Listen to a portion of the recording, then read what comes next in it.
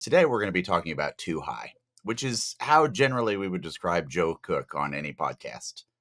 But in this instance, we're going to be talking about the too high defense, which Ian has pointed out to me. Apparently, the NFL thinks should be banned. And we'll talk about why it should be potentially banned. Uh, just like the tush push probably will intentionally attempted to be banned. But too high defense. This is a bit of a buzzy thing that's going on right now. Why would you consider this a buzzy topic, Ian? Because it has become extremely popular in the NFL after years and years of single high and often man coverage being the common best practice of NFL defense. Yeah. It is now increasingly too high, or at least the appearance of too high. We can get into that maybe in future videos, but it's been very effective. The NFL is employing tactics that have really been common at the college level for a while now, but they have actually probably been even more effective on the NFL field with its different dimensions and with NFL players than it is even in college. Maybe we'll get into that today, maybe not, but we're going to mostly focus on what it even is. So, Right. Well, let's talk about that specifically. I know we generally like to what has been kind of the genesis of the too high defense from a college perspective? Is this a response to more of a spread style offense? Why would defenses want to go to a too high, I guess is the question. well, it's very balanced. Um, most defensive formations have two safeties, and in a too high defense, they both stay high. They both stay back. And so you have a deep safety to either side of the field. It makes it harder to compromise the defense deep. And certainly in an era of spread offense where offenses have got really, really good at attacking down the field and over leveraging a single deep safety, if you have two, maybe it's a little easier to stop them from doing that. That's a nuts and bolts. It's considerably more complicated than that, but That's fair enough. All right, so walk us through this. We are looking at a too high mofo. So what we've got our dollar symbol at the top there, and our F, which presumably stands for free market. I don't know what symbolism you're using here, but why don't you walk us through this? too high. So two high safeties, they're high. Um, it's not actually mofo. It's middle of field open. Oh, all right. What's So still mofo? some people call two high coverage middle of the field open and one high coverage middle of the field closed. The idea is that both safeties are back and they both drop back to other opposite ends of the field. And then there's no safety in the deep middle. I keep pointing like everybody can see my finger. That's okay. I appreciate it. And the middle of the field in between them is open. But yeah, the F would be your free safety. The money sign would be your strong safety. And they are both high. That's it. All right. Well, listen, I appreciate you guys checking in each week as we discuss these various learning topics. Is there anything else you'd like to add to the too high? I mean, it looks pretty simple. I think one you see that we can get into today and develop more in future episodes is that a lot of times when people talk about too high defense nowadays, they call it cover two. Sure. If you pull up your Madden screen and you're playing and you're choosing a defense and you see one where the two safeties go up to the top of the field, it'll be labeled cover two. Very few defenses play that coverage anymore. And cover two would be a zone where everybody that's below the safeties is in a zone. And then this strong safety would have a zone that's basically like on Madden, it would be a big circle encompassing half the deep field. And then the F would be pointing towards another deep circle encompassing the other deep half of the field. And that's not actually how these coverages work anymore. What everybody describes as too high nowadays is actually quarters coverage. And quarters coverage on Madden would have the two corners occupying two deep quarters of the field on the outside, and then the two safeties occupying deep quarters of the field on the inside. But that's not what teams do when they play quarters either. The way that quarters coverages work is it's a system of if-then rules.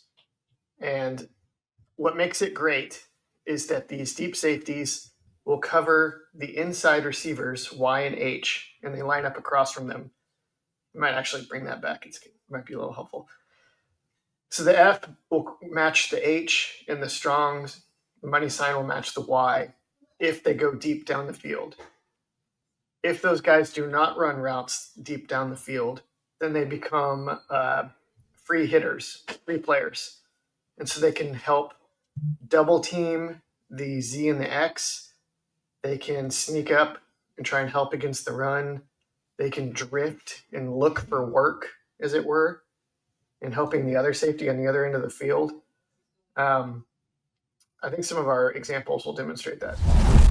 All right, so let's look at a couple of examples. What are we seeing here, Ian? Let me just bring this up for us.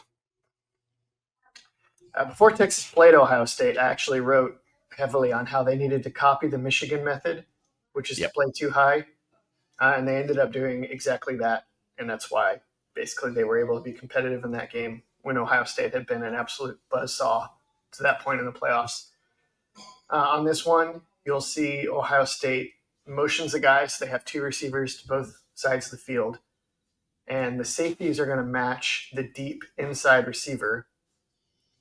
So one of them, the one on the top on the playoff semifinal logo, ends up staying a little bit shallower. And the one on the Goodyear logo has to run with his guy all the way down the field and even into what you would call the zone of the other safety. Because again, it's not a strict, I cover this space system. It's a, I cover this guy if this, and if not, I cover this guy or this guy deal. And the advantage is the balance of having two deep players. And you'll also even see Jahdae Barron, who's on the 30-yard line logo at the top of the screen. He also ends up in a sort of safety type role where his guy goes underneath and he looks to help the other safety on his side of the field, and then even to help the safety on the opposite side of the field. So you're about to see high-level execution of this and probably a sense of why this is so effective in the NFL when you have really smart, athletic players navigating the back end.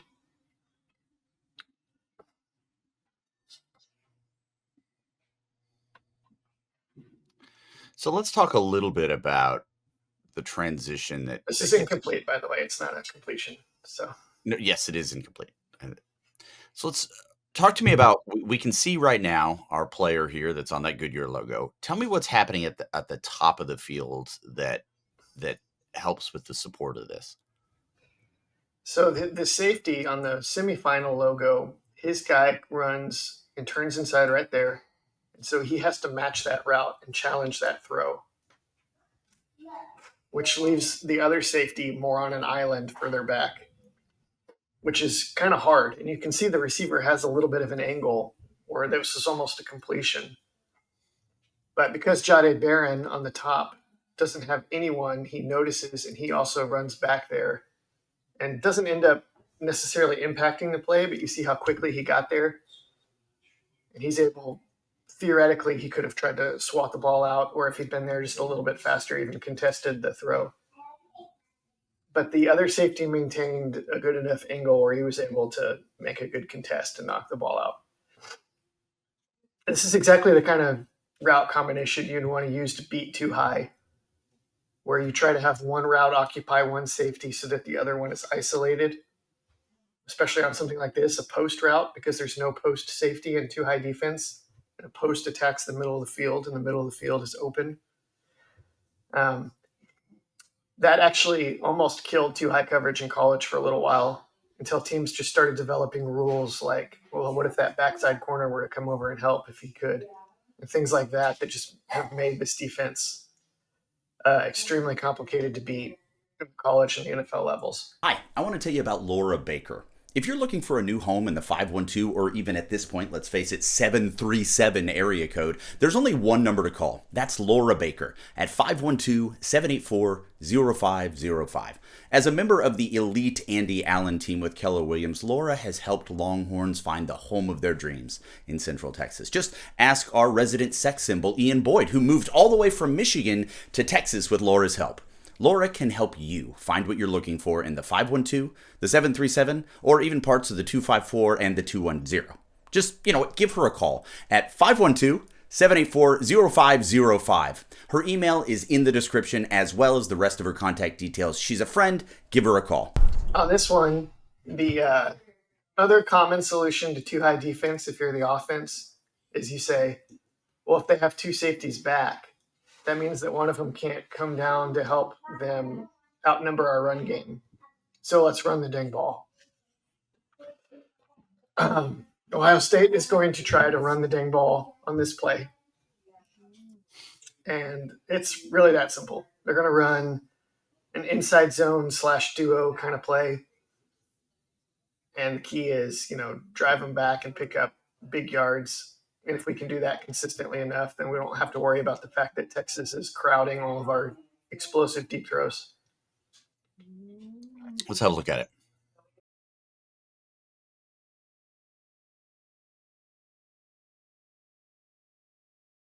As you see, it does not work very efficiently because Texas was very good up front last year. And the 3 technique really helped to blow that up, which is Vernon Broughton, it looks like.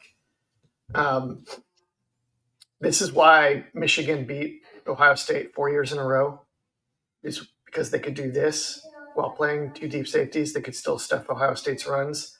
This is why Texas was competitive in that game, even though Ohio State had just NFL talent all over the place on offense.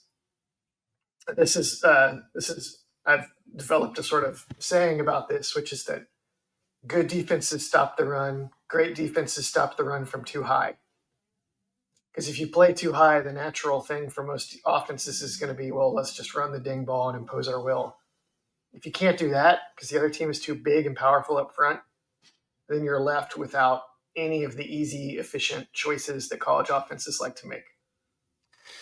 So if somebody's looking at this play and they're just looking at what the safeties actually execute on this particular rep, what we don't see is we don't see the safeties coming down and making the tackle. So why, for someone that's looking at it purely from that perspective, why would we use this as an example of too high? What is this? I know you just explained the idea of running into a too high, but talk to me about the relationship between what's going on with the safeties and what's going on with the people in the box that would allow this to be effective. Well, the safeties don't necessarily help your run defense be effective.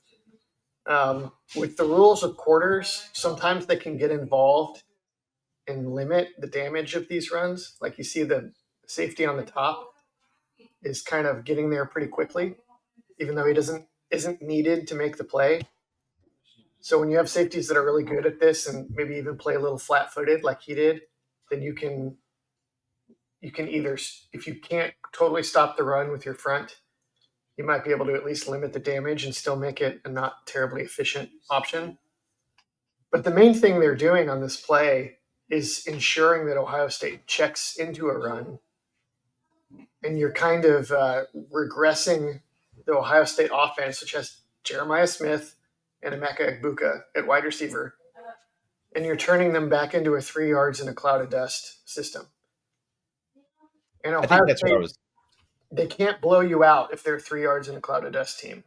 I think that's what I was Yeah. driving at there, is the idea that you've got this safety configuration that has established its value in the game, letting the offense know that, like, look, this is now going to be an issue for us. So them simply lining up in this configuration, as you pointed out, puts some pressure on the offense to just gain yards. And if they feel like the best way for them to do that is go against what was proven to be a pretty stout run defense, then I think you're set yourself up for success. Okay, great. Let's look at one final example in this, and then we can kind of get a better understanding of what's going on here. So talk us through this one here, Ian. This one, initially, it looks like Texas is going to play a single high coverage, and that's what they had been living in against Clemson to this point of the game. This is Texas and Clemson in the first round of the playoffs. But late before the snap, you see the safety on the bottom on the 30-yard logo is Michael Taft. He's going to bail deep. And then the safety on the other side bails super wide and deep into more of a true actual cover two safety alignment, not even quarters, like old-fashioned cover two. And so you have a two high coverage. And Clemson, because it was disguised, Clemson tries to throw into it anyways, and they find themselves in big trouble. And I just believe this ends with Kate Klubnik being sacked, but we'll see in a second.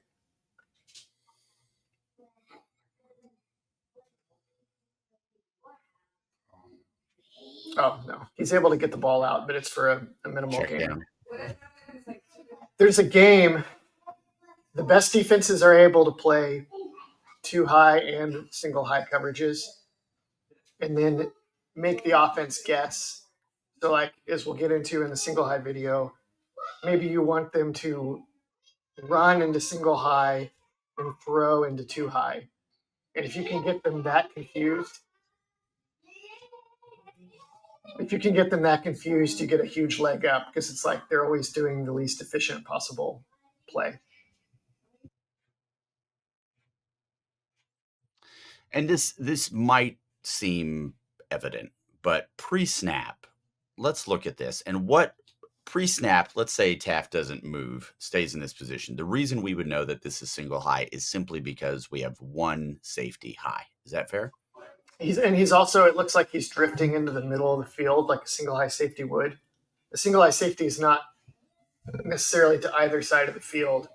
He's trying to maintain balance in the middle to stop a post and then to be able to rally and help to wherever the ball ends up actually going. So you'll see this all the time. We'll get into this more in the single high video. You'll see the safeties. Sometimes Texas does this really well. You'll see them start to drift just before the snap as though they were going to the deep middle. And then at the actual snap, instead, they go back into too high. So that they try to make sure that the last thing the quarterback sees is the wrong thing. Mm. If you were to put this into summation and say, like, what are one or two key tenets of too high that you'd really want people to understand? And I appreciate that this is very nuanced. At the end of this video, what would be the key things that you want people to take away from this? Too high coverage is designed to free up safeties, to congest deep passing lanes, and force the offense to stay in front of them. So it's become a very high level bend don't break strategy. Great. Well, thank you guys for being here. This has been Too High 101. We are very likely going to get into more detail into this as we move forward and how that works with other elements of coverage. But for now, thank you so much for being here. We really do appreciate it, and we'll see you next time.